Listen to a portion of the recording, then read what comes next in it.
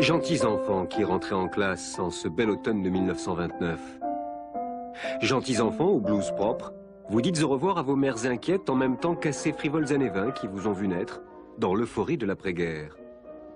Vos yeux semblent interroger cette décennie qui commence, là, en même temps que votre jeunesse. Sage fillette des années 30, rivée à votre piano de prodige, vous savez qu'elle sera courte cette décennie. Vous ne connaîtrez pas les joies simples des autres enfants de votre âge, ni les personnages de Walt Disney qui gambadent à votre intention. Enfants martyrs dont les policiers recherchent les corps, vous ne connaîtrez peut-être jamais de sépulture. Et vous, enfants d'Espagne, fuyant les horreurs de la guerre, vous ne serez pas rassemblés pour entonner l'hymne à la joie de Beethoven. Il est déjà trop tard.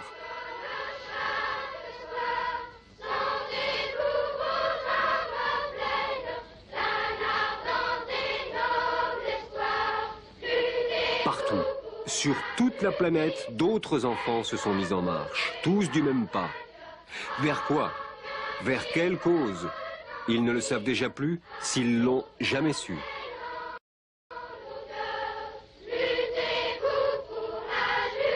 Belle jeunesse des années 30. Tu as 10 petites années d'illusions perdues à vivre.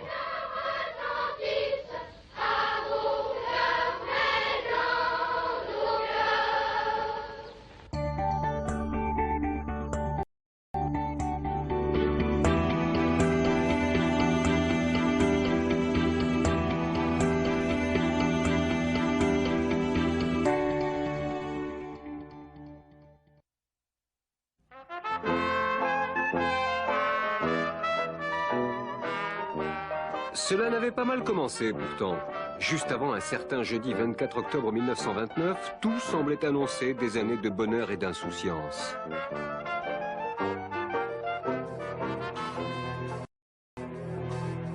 Brusquement, ce jeudi noir, un froid mortel s'abat sur Wall Street, sur New York, sur les États-Unis et bientôt sur le monde entier.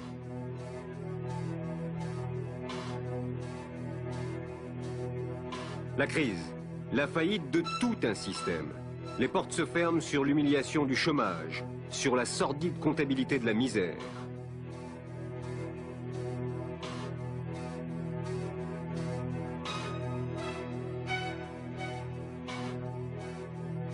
On voit ce qu'on pensait ne plus jamais voir dans le monde civilisé, ces longues files d'hommes piétinant pour un bol de soupe, pour un morceau de pain.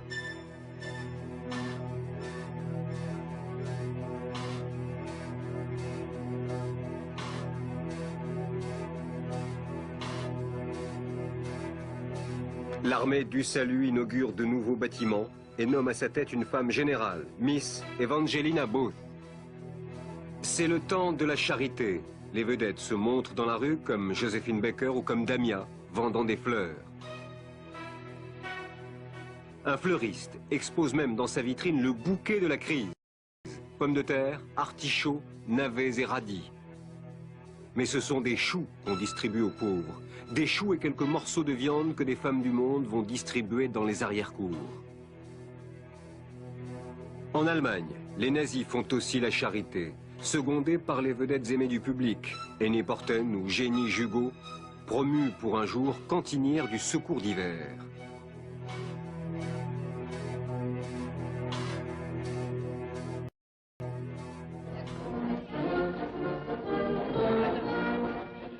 Dans les écoles de Berlin, au son d'une musique militaire, les enfants dévorent leurs saucisses sous l'œil de bien étranges surveillants.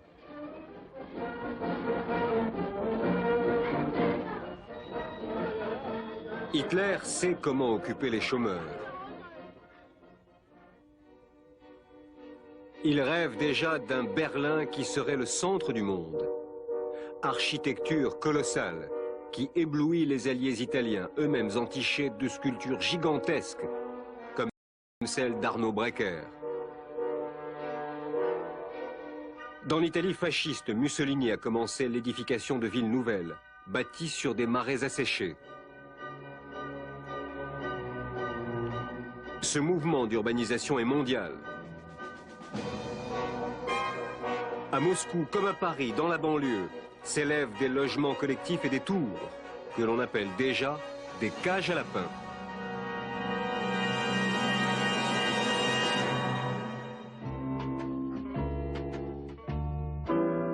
La TSF entre dans les appartements ainsi que le pick-up et le disque souple.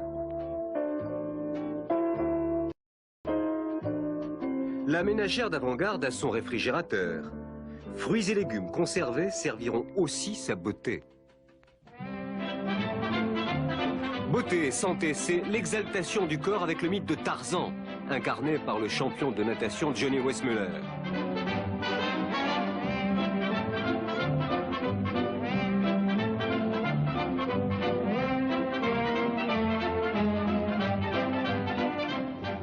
Car l'eau devient un second élément où l'homme trouve sa place naturelle dans ce milieu nouveau, sans autre artifice que ceux de sa propre imagination.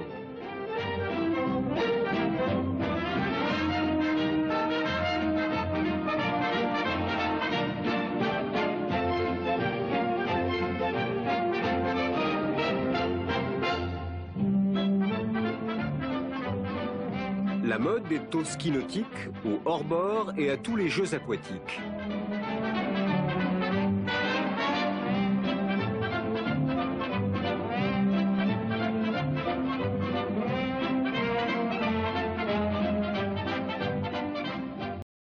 La mode est plus que jamais au soleil. Les plages ne sont plus réservées à quelques privilégiés, mais s'ouvrent à une nouvelle société avide de vacances. Il faut être vu sur la Côte d'Azur entre le peintre Van Dongen et des gloires du music hall comme Mistinguett.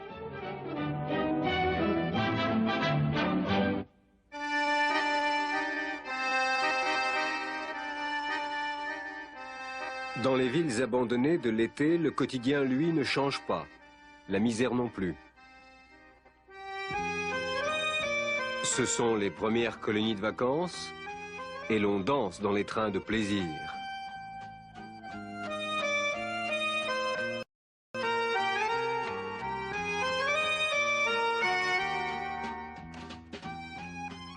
Dans les villes, on arrache les derniers pavés de la belle époque. On élargit les chaussées, on rétrécit les trottoirs.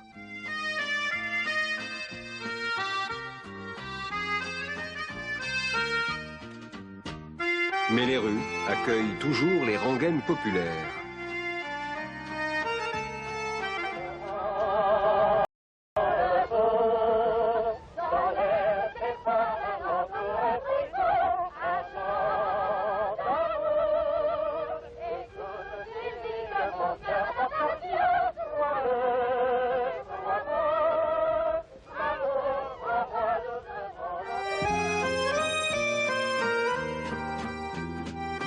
Un jeu fait fureur, le yo-yo.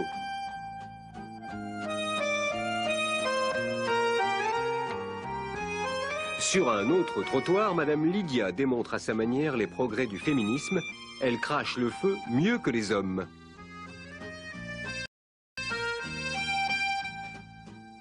Mais les femmes ne s'attaquent pas encore au poids et haltères.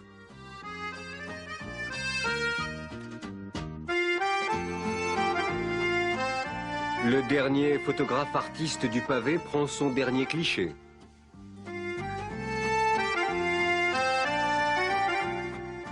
La ville est encore un spectacle quotidien où le sport a sa place. Natation, athlétisme, la foule enthousiaste admire la foulée légendaire de Jules Ladoumègue.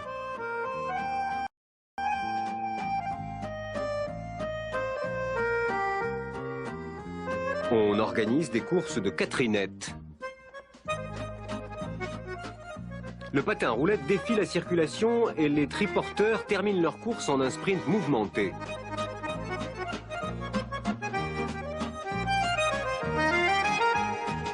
Le vélo triomphe.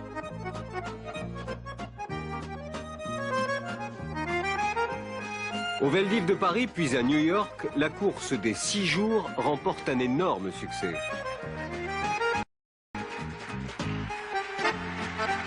Devant un public populaire, on se penche avec tendresse sur ces nouveaux héros.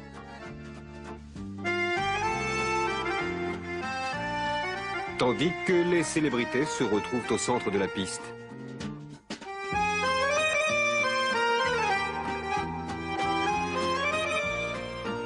Le 14 juillet, le feu d'artifice, les lampions et les pétards donnent le signal de la fête et du bal.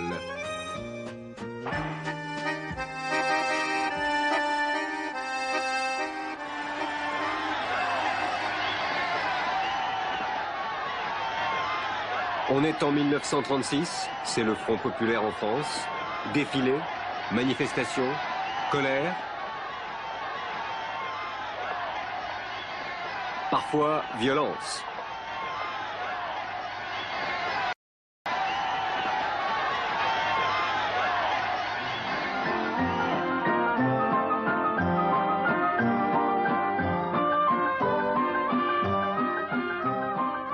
Le Front populaire, c'est aussi le droit au repos, les premières vacances, les congés payés, à vélo bien sûr.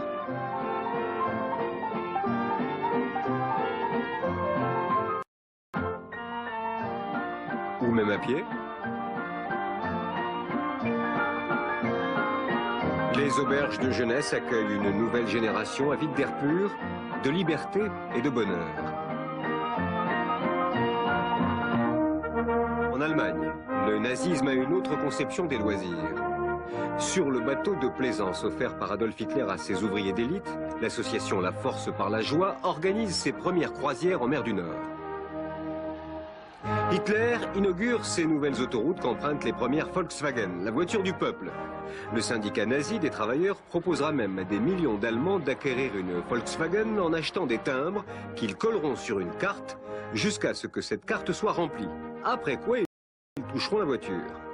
Des millions de marques seront ainsi collectées, mais aucune Volkswagen ne sera jamais livrée par le système.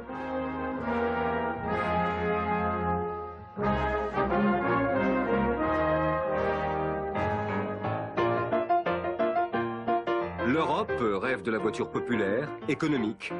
La Peugeot 202 ne consomme que 8 litres au 100.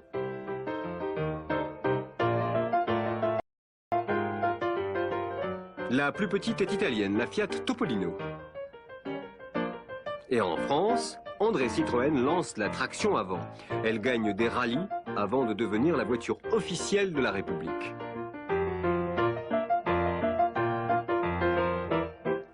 Les grands cabriolets continuent de faire rêver et les vedettes participent au concours d'élégance automobile.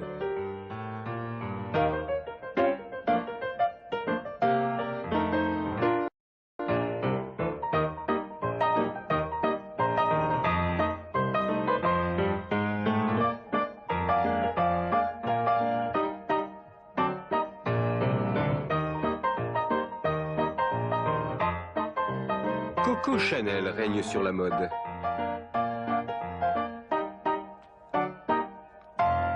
Oui, la femme est reine dans ces années 30, qu'elle virevolte sur la glace comme la suédoise Sonia Henny, ou qu'elle combatte comme Dolores Ibarruri, la passionnariat de la guerre d'Espagne. Et pourtant, dans certains pays, on lui refuse encore le droit de vote. La France est bonne dernière dans ce combat des femmes. Elle ne lui permet que des votes dérisoires. L'élection d'un nouveau jeune premier, ou, à Deauville, celle du plus beau maître nageur. Ailleurs, la femme se bat. Aux États-Unis, où elle peut entrer dans la police et s'attaquer aux gangsters, dans les salles de sport, où elle participe à des combats de boxe. Mais surtout, elle conquiert le monde de l'aviation. C'est toute une génération d'héroïnes de l'air qui se lève. La Française Hélène Boucher, l'Allemande Lil Baar, la Française Maryse Hills,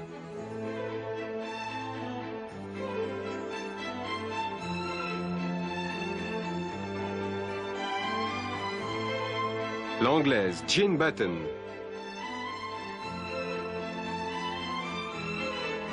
la Française Maryse Bastier, l'Américaine Amy Mollison, l'Américaine Amelia Earhart, l'Allemande Hannah Reitsch,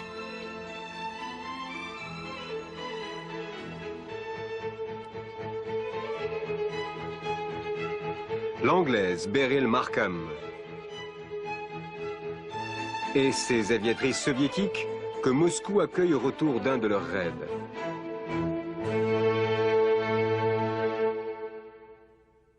Parfois, la mort frappe, Hélène Pinochet tombe en 1934. La foule accourt au meeting et vit intensément ces moments d'émotion où les pilotes perdent le contrôle de leur machine.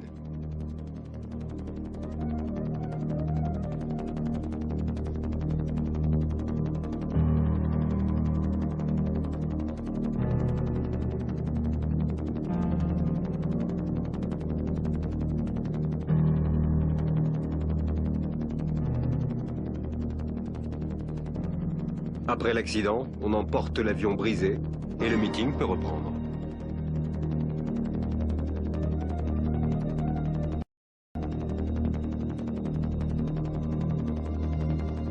La voltige aérienne fait fureur. Parfois, on fixe une caméra à l'avion pour faire partager aux spectateurs l'émotion d'une figure acrobatique.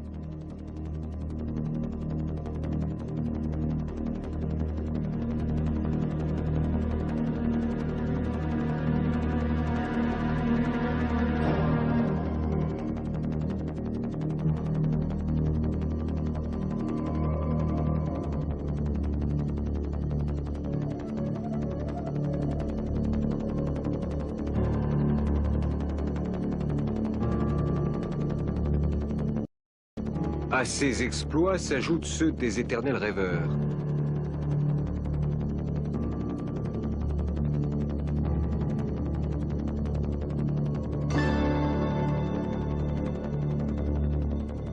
Une étroite frontière les sépare de ceux qui ont réalisé leurs rêves. James Williams et ses ailes de zinc. Klim Son, l'homme oiseau, l'américain à la voilure de chauve-souris, qui en 1937 s'écrase au sol, parachute en torche devant 200 000 spectateurs.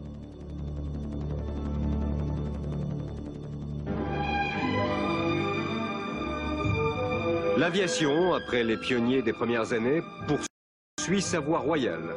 Des appareils de plus en plus lourds accomplissent des distances toujours plus longues. Coste et Bellonte en 1929 volent sur près de 10 000 km.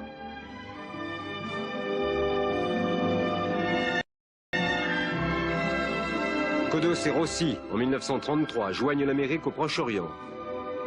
Et Mermoz, avant de disparaître en 1936, établit avec son arc-en-ciel la liaison postale régulière Paris-Buenos Aires. Dans cette grande compétition, les Allemands prennent une place de choix, comme Alfred Henke, reliant New York à Berlin en 1938 en moins de 20 heures. Et le Soviétique Sigismond Lavenensky, en 1936, unissant son pays aux États-Unis. On l'appellera le Lindbergh rouge.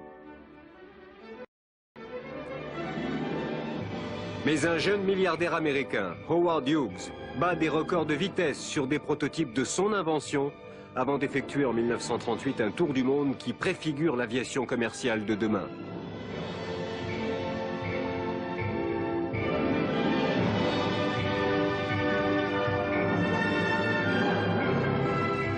Et d'ailleurs, elle est déjà bien en place, cette aviation commerciale. Les carlingues qui sortent des ateliers de Berlin ou des usines Latécoère montrent que l'on voit grand.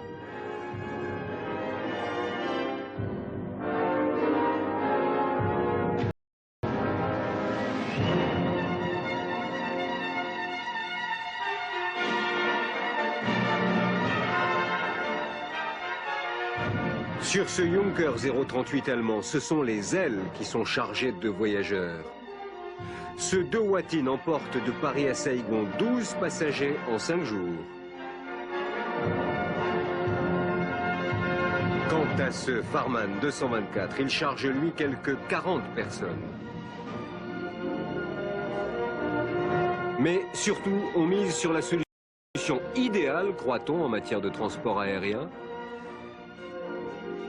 L'hydravion, qui peut survoler les océans et se poser sur l'eau au cœur des villes.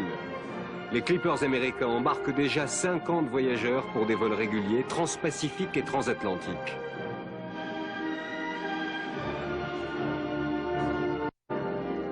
Et l'on voit en 1931 le fantastique engin de l'ingénieur Dornier, le DO-X, accomplir avec 70 passagers un vol transatlantique de 1500 km porté par ses 12 moteurs de 525 chevaux.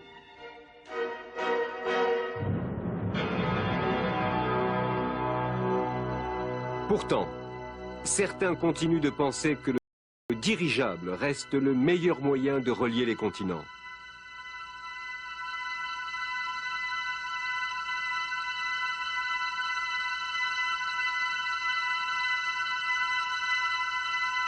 À Berlin, l'extravagante machine volante du comte Zeppelin n'a cessé depuis le début du siècle d'apparaître comme le moyen le plus fiable en matière de transport collectif.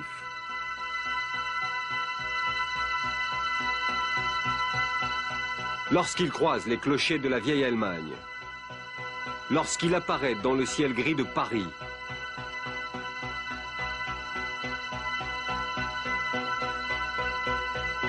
ou lorsque les gratte-ciel de New York le voient passer, il incarne une extraordinaire puissance.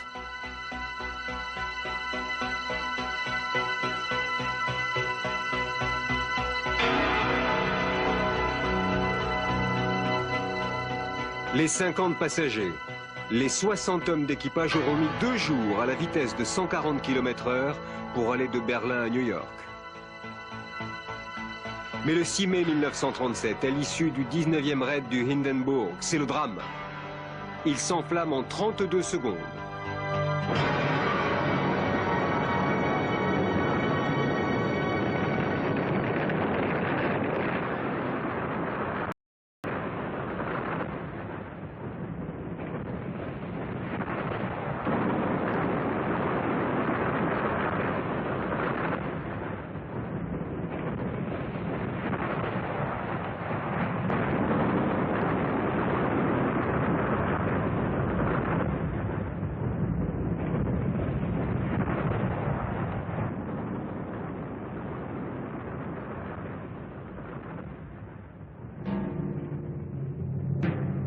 On ramène à Hambourg les corps des 40 victimes de la catastrophe. L'émotion est énorme. C'en est fini du mythe des dirigeables. Que de rêves brisés de par le monde.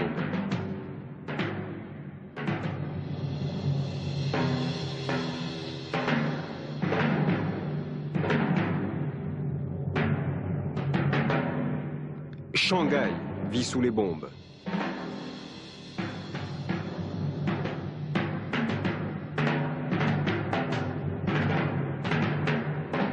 L'Espagne est en pleine guerre civile.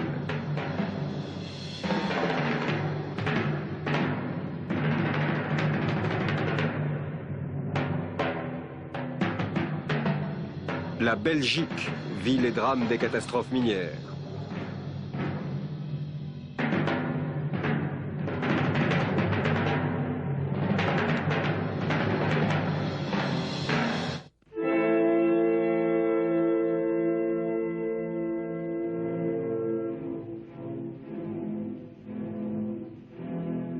En 1936, le commandant Charcot et ses 30 hommes disparaissent dans les glaces du pôle. On leur fait des funérailles nationales. D'autres disparitions frappent les esprits et voilent les réverbères. Celle de Féodor Chaliapine, dont la grande voix s'éteint en 1938 et que l'opéra salue une dernière fois. Celle d'un journaliste politique, Paul Vaillant-Couturier, directeur de l'Humanité, enterré à Paris en 1937, suivant le rituel des grandes liturgies communistes.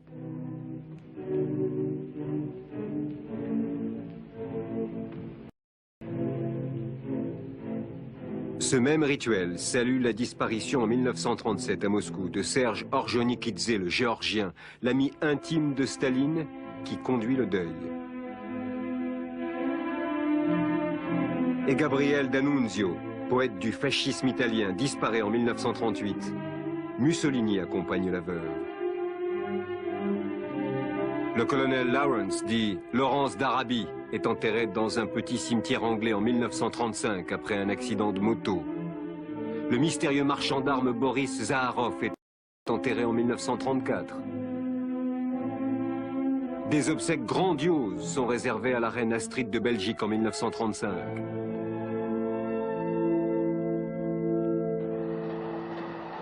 La presse se fait le relais de ces événements.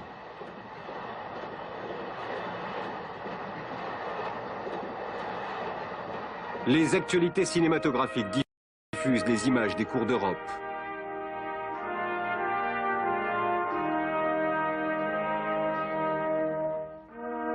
La reine Marie de Roumanie, son petit-fils Michel.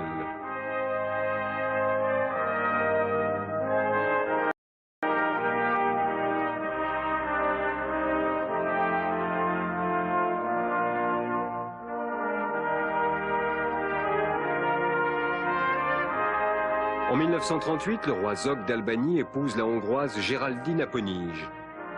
Quant à Édouard VIII d'Angleterre, son abdication en 1935 à cause de sa liaison avec une américaine divorcée, Wallis Simpson, provoque un énorme scandale et amène au pouvoir George VI et sa famille. L'ancien duc de Windsor voyage dans toute l'Europe, à Venise, et même en Allemagne nazie où l'on ne filme pas que des images de parades agressives, témoignent les félicitations d'Hitler au jeune marié Hermann Göring et à son épouse, la cantatrice Amy Sonnemann.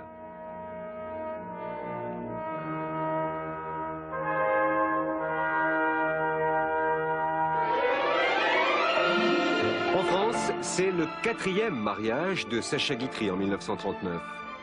À Hollywood, le cinéma qui vient d'apprendre à chanter et à parler raffole de ses mariages et liaisons. Mary Pickford, veuve de Douglas Fairbanks, se remarie en 1937 avec le jeune premier Charles Buddy Rogers. On admire le couple idéal, le beau Tyrone Powers et la française Annabella.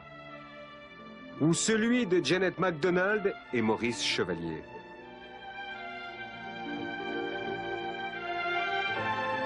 Hollywood attire toutes les stars. La française Danielle Darrieux y tente sa chance. La Suédoise Greta Garbo arrive à Hollywood. Son célèbre refus des mondanités et son goût du mystère font d'elle une star. L'autre star d'Hollywood, Marlène Dietrich, venue d'Allemagne, voyage en Europe juste avant l'annexion de l'Autriche par l'Allemagne.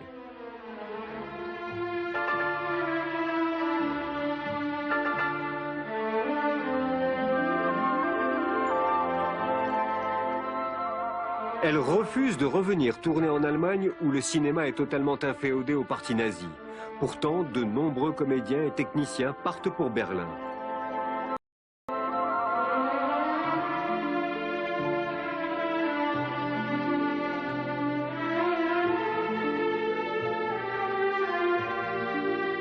Le fils du Duce, Vittorio Mussolini, lance la construction d'une cité du cinéma, Cinecittà, aux dimensions américaines.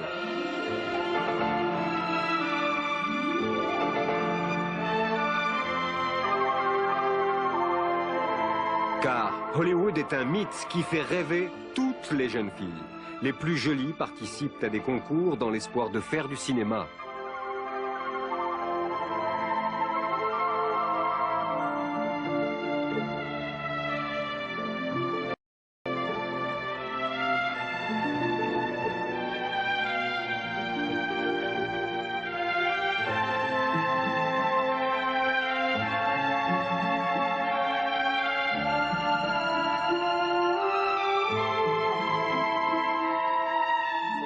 Même les enfants n'échappent pas à cette vogue. On organise des concours pour trouver le sosie de la petite Shirley Temple.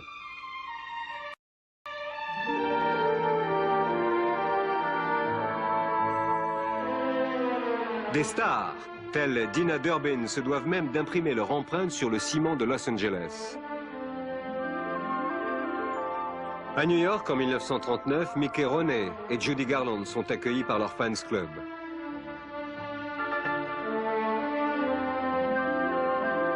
Tout ici semble luire et scintiller dans une éternelle apothéose. La pesanteur est bannie, à l'image de ces danses acrobatiques inspirées de Fred Astaire. Le monde est un vaste spectacle, un décor scintillant et féerique. Le cinéma musical américain influence le vieux musical européen et fait débuter la célèbre comédienne de la comédie française, Cécile Sorel.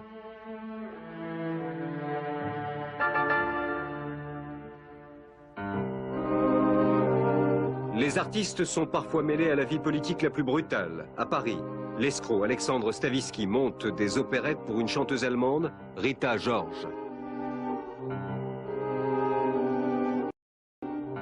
En 1933, éclate l'affaire Stavisky. Sa femme se rend au chalet où l'on vient de retrouver le corps de son mari suicidé.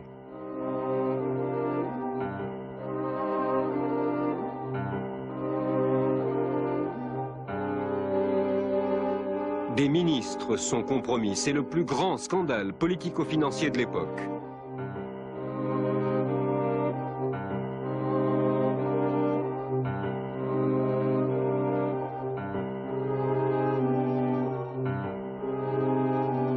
Quelques grands faits divers passionnent l'opinion.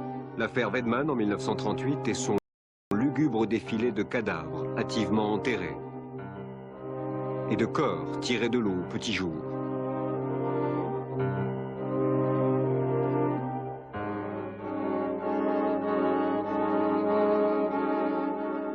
On se passionne pour une jeune parricide, Violette Nozière, que l'on voit ici se rendre sur les lieux de son crime.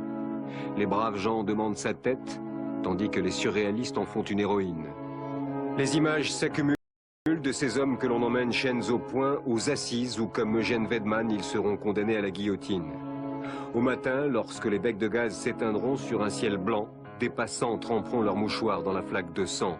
On pense aux chansons de Piaf, elle-même compromise dans une affaire crapuleuse, celle de l'assassinat de son impresario. Mais je n'accusais personne, monsieur. J'étais obligée de dire avec qui j'étais avant, puisqu'on m'a questionné. Il fallait bien que je dise avec qui j'étais. Si je n'avais rien dit, on aurait eu l'air de dire que je protégeais quelqu'un. Alors j'ai dit la vérité, mais je n'ai accusé personne.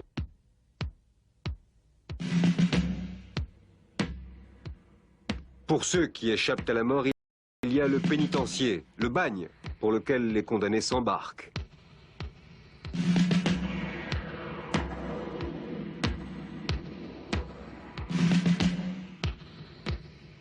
Il faudra attendre 1938 pour qu'un décret supprime le bagne.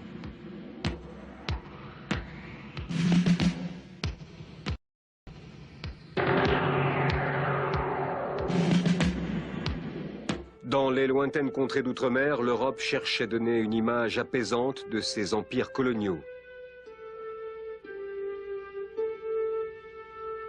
On inaugure à Dakar une cathédrale en présence des autorités religieuses.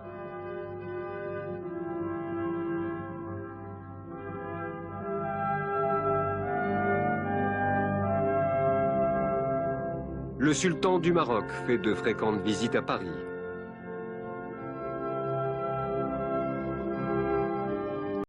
Et son fils, le futur Hassan II, reçoit les plus beaux jouets. En Algérie, de jeunes filles se mettent à l'heure européenne et le président de la République célèbre le 100e anniversaire de la conquête. Des troupes habillées avec les uniformes de 1830 défilent dans Alger comme elles défileront dans un Paris qui se prépare à accueillir l'exposition coloniale.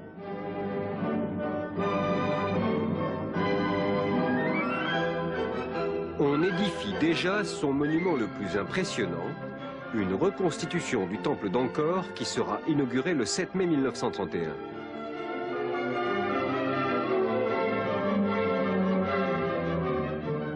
Depuis l'exposition de Barcelone de 1929, inaugurée par Alphonse XIII, où l'on se montre le pavillon allemand conçu par Mies van der Rohe, les expositions internationales permettent d'évaluer le niveau de civilisation, de technologie et de richesse des différents pays.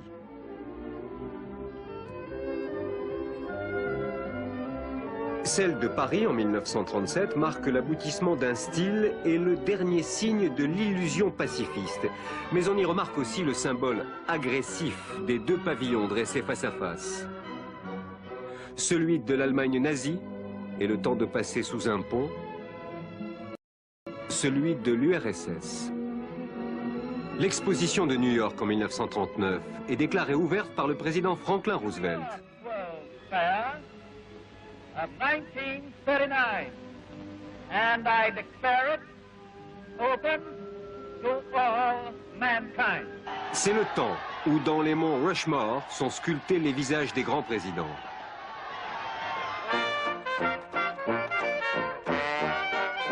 C'est le temps où New York construit son plus haut gratte-ciel, l'Empire State Building. À peine achevé, le nouveau témoignage du génie architectural des États-Unis est le théâtre de gags inattendus.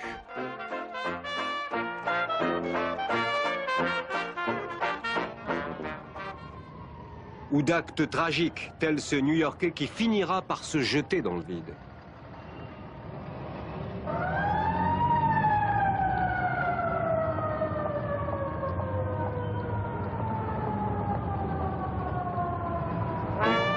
Pendant ce temps, Times Square continue de vivre vivre ses nuits trépidantes avec ses théâtres, avec ses musicals, au rythme des dizaines de paires de jambes parfaites des Rockets Girls de Radio City Hall. New York, secrète sa propre musique, dont les dieux sont George Gershwin, Cole Porter et Irving Berlin, ou Rodgers et Hart, avec leur Blue Moon en 1934.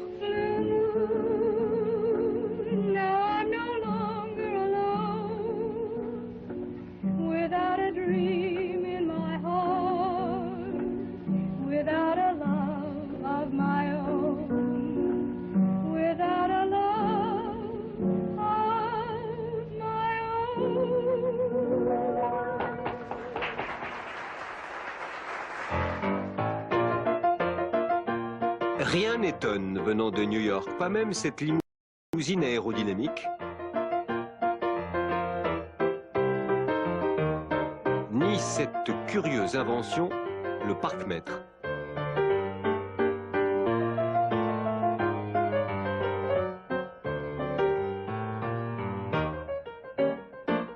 Mais l'agitation sociale existe même lorsqu'elle s'abrite derrière les sourires des employés des ascenseurs en grève. Il y a aussi la manière forte pour obliger un taxi à faire grève.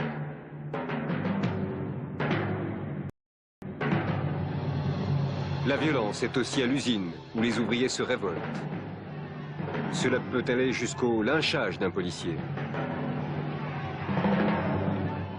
Cela va jusqu'à la protection armée de la récolte des primeurs, jusqu'à des batailles rangées dans le sud, quand la police protège des convois.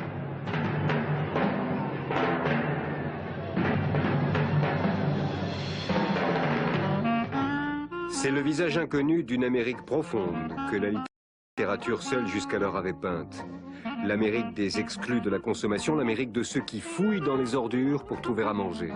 L'Amérique des petits fermiers, toujours au bord de la ruine, comme ce laboureur qui n'est autre que le père du gangster Dillinger.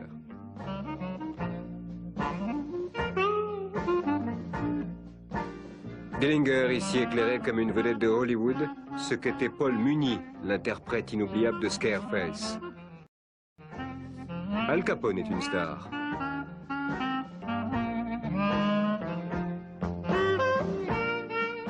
Mais il y a aussi ceux qui cachent leur visage avant le procès et ceux qui n'ont même plus à le cacher lorsque se referment sur eux les grilles de Sing Sing. Et puis, il y a les règlements de compte. Il y a cette omniprésence des armes, des dollars, et encore ces armes, toujours ces armes que l'on montre jetées par pelletées dans l'océan.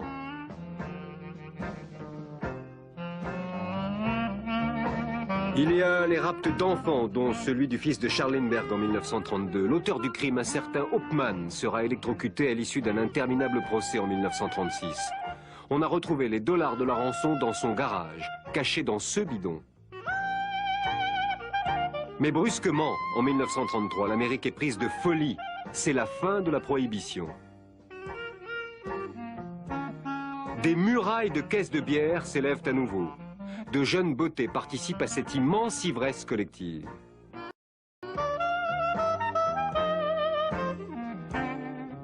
Mais l'obsession de la minceur règne partout. Des instruments sophistiqués combattent l'obésité.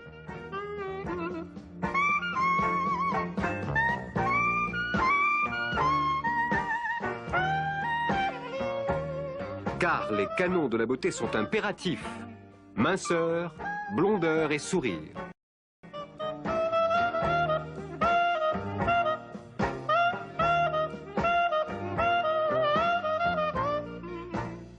Le souci de l'esthétique s'installe aussi dans l'univers industriel. C'est le règne du design qui aboutit à la pureté de la ligne du Boeing et de ses concurrents américains.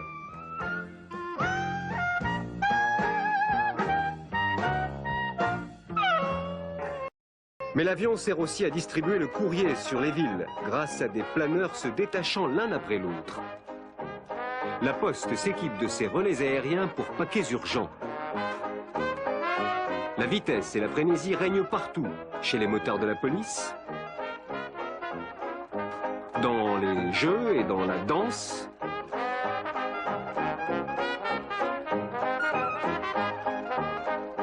dans la lutte sportive devenue le catch.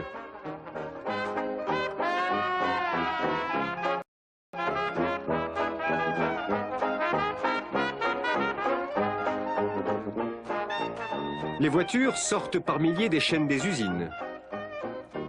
C'est la frénésie du voyage, on emporte même sa maison et celle de son chien. D'ailleurs, les animaux ont une place privilégiée dans la société. Il y a même des concours de beauté pour chats et on reconstitue la préhistoire lors de l'exposition de Chicago qui préfigure les Disneyland. Seul Orson Welles peut terroriser l'Amérique avec une émission de radio adaptée de la guerre des mondes. Many fantasies about invasions by mythical monsters from the planet Mars. L'Amérique des années 30, c'est aussi Jesse Owens, fantastique athlète noir, remportant le 100 mètres aux Jeux Olympiques de Berlin en 1936 devant Hitler, ahuri.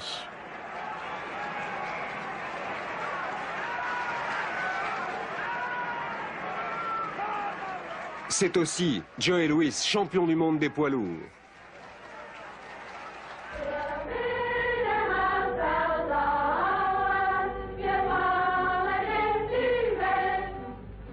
En Allemagne, c'est tout autre chose. Le sport sert exclusivement la propagande nazie qui idéalise la race blonde.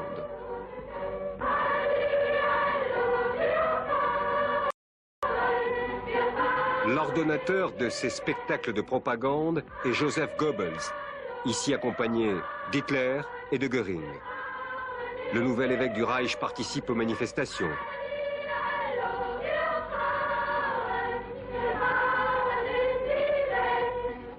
La propagande diffuse aussi une image idéalisée de la famille, où le père, ouvrier dans une usine, retrouve le soir son foyer et ses 3 enfants.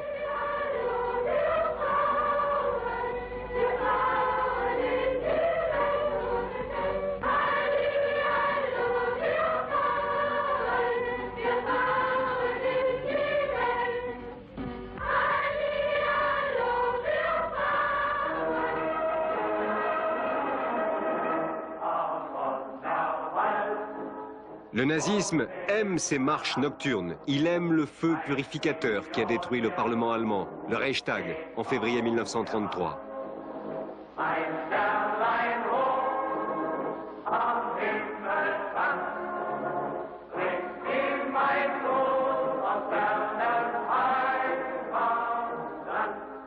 Plus tard, les nazis brûleront les livres, symboles de la culture.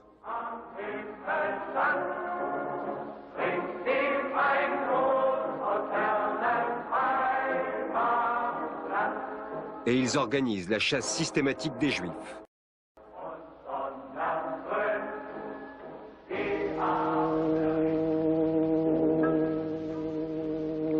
Ils éliminent toutes les formes modernes de la culture et de la pensée.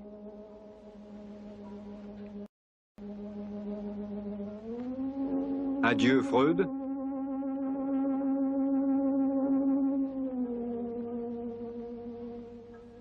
Adieu à la recherche musicale et à ses pionniers.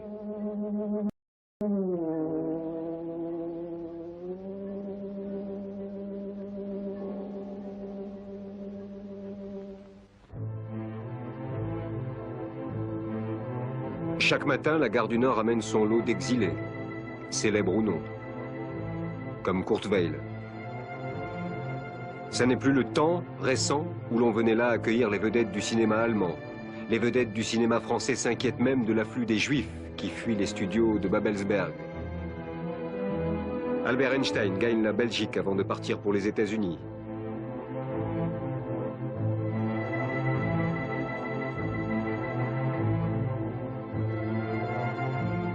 Les premiers enfants juifs arrivent à Londres. À Anvers, les Juifs de la ville boycottent les marchandises qui proviennent d'Allemagne. Des manifestations s'organisent dans le monde contre les premières atrocités du nazisme.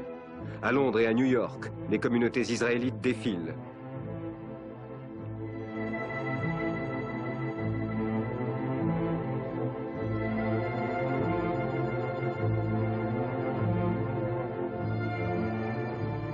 La Suède condamne le nazisme. Le prix Nobel de la paix est décerné en 1935 à Karl von Ossowski, l'un des grands écrivains allemands. Mais il ne pourra se déplacer. Il est déjà dans le camp de concentration où il mourra 2 ans plus tard. Pearl Buck, elle, triomphe en littérature.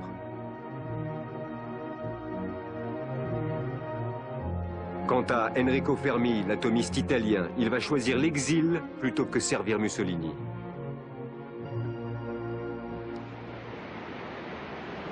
Pour lutter contre la montée du nazisme, l'Union soviétique apparaît à certains comme le seul barrage possible. D'autres grands défilés célèbrent à Moscou les combattants de la guerre d'Espagne.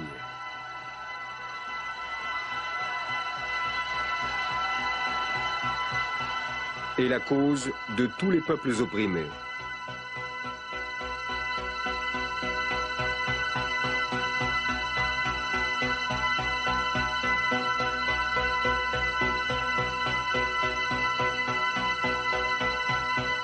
Car le marxisme-léninisme promet tout. Des camions, des récoltes fructueuses, une société radieuse.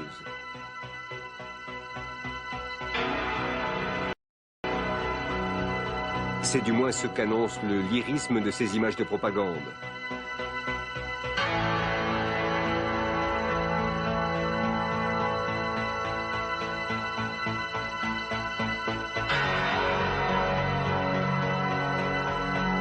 Le corps de Lénine, embaumé, est exposé dans un mausolée de la Place Rouge où des milliers de visiteurs viennent le saluer tous les jours.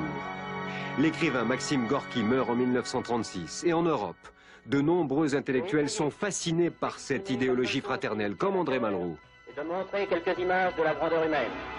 Ces images, les ayant rencontrés dans ma vie, dans les rangs des communistes chinois, écrasés, assassinés, jetés vivants dans les chaudières et détruits de toute façon, c'est pour ces morts que j'écris.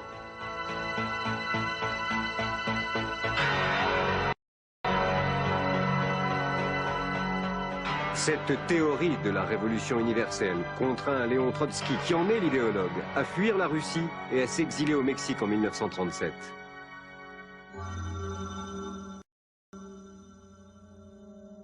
Les artistes aussi veulent refaire le monde et les surréalistes, les premiers, décorent les magasins d'accessoires bizarres. L'étrangeté, elle est aussi dans ces machines qui préfigurent déjà le synthétiseur.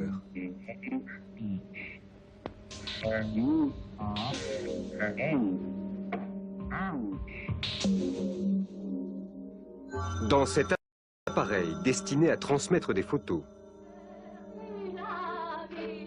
Dans cette boîte qui n'est autre que l'une des premières caméras de télévision.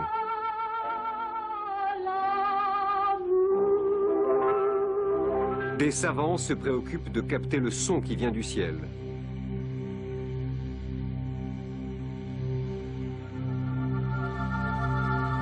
D'autres s'efforcent de capter la chaleur du soleil et de la domestiquer pour soigner certaines maladies. Une science nouvelle, l'héliothérapie, est née.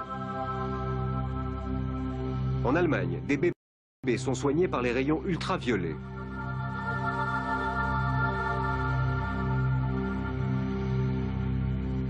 Le cinéma scientifique progresse, il apprivoise les rayons X et nous fait entrer au plus secret de l'homme dans le mouvement même de la vie.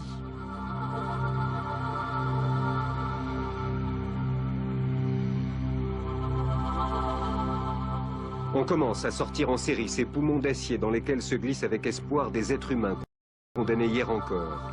Ils ont leur vedette mondiale, avec Fred Knight, un jeune Américain qui va faire le tour du monde dans cette machine à vivre en passant par Lourdes.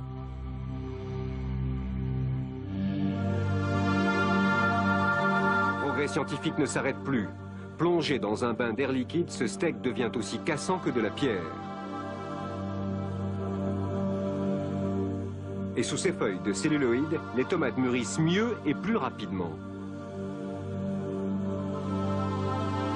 Même la mode s'empare de ces matières nouvelles.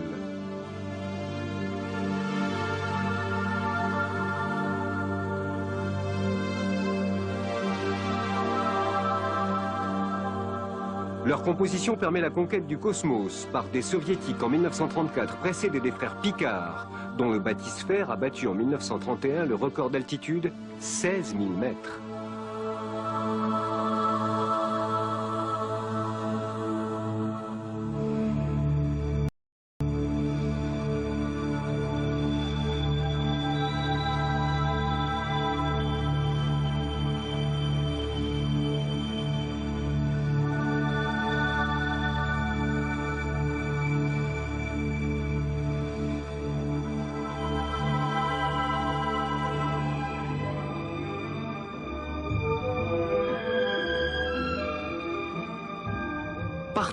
c'est la course au record. Record absolu de vitesse automobile avec l'Oiseau Bleu de Campbell qui atteint en février 1933 la vitesse de 437,320 km/h.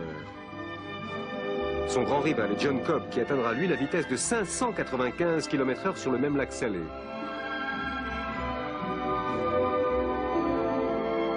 D'autres les ont précédés.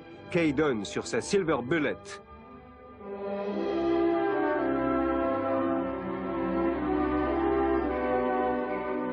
Le Major Seagrave sur sa Golden Arrow. On peut sourire bien sûr de cet anonyme recordman aux commandes de son engin bricolé.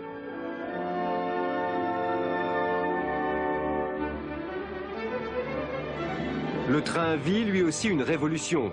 Les locomotives à vapeur sont maintenant carénées.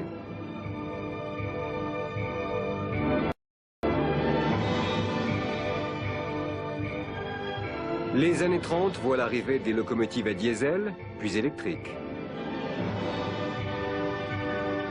Cette recherche de la vitesse gagne les constructeurs de navires.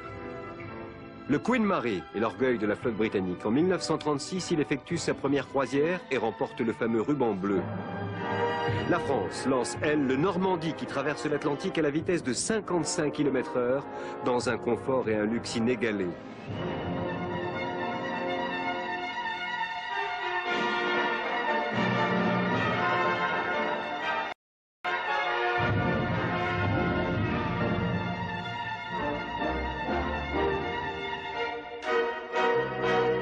Il entre en triomphateur dans le port de New York.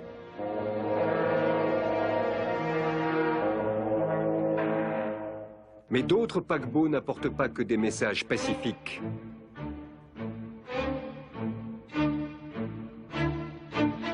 Le Japon, l'Allemagne et l'Italie commencent leur rapprochement.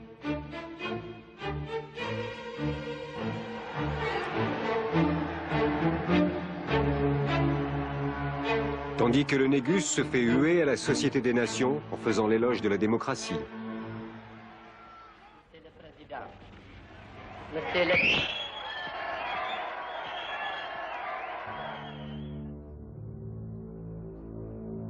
Pie XII, nouvellement élu pape, s'exprime en allemand.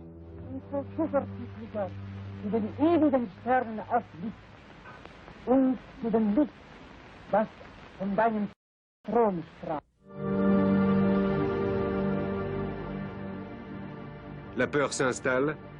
Dès 1937, des exercices de défense passive se déroulent chaque jour dans les capitales européennes. À Berlin, à Moscou, à Paris.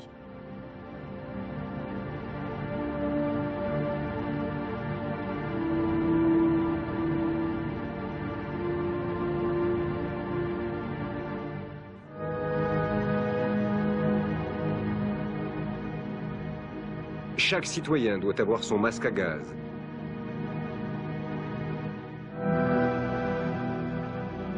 Y compris les enfants.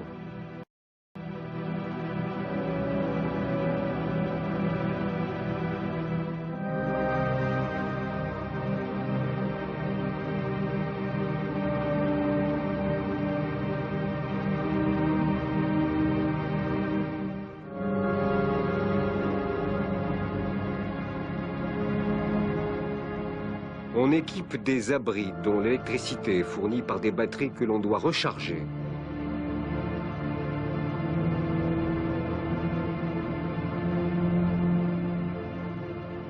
La défense aérienne s'organise. On perçoit les échos des dernières grandes fêtes auxquelles assistent l'empereur d'Annam, Baudai, le duc et la duchesse de Windsor, le Maharaja de Kapurthala, Marlène Dietrich. Des girls dansent le Lambeth Walk.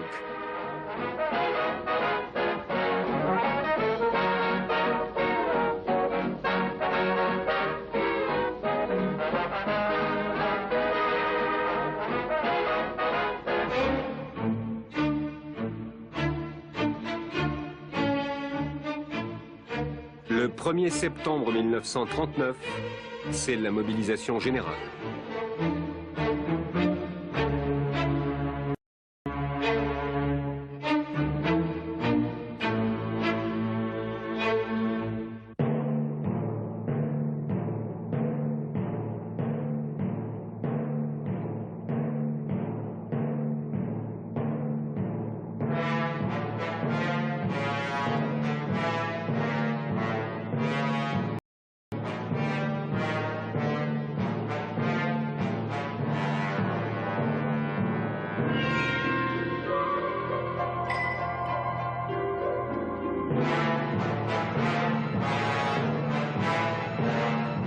Le 3 septembre 1939, la guerre commence.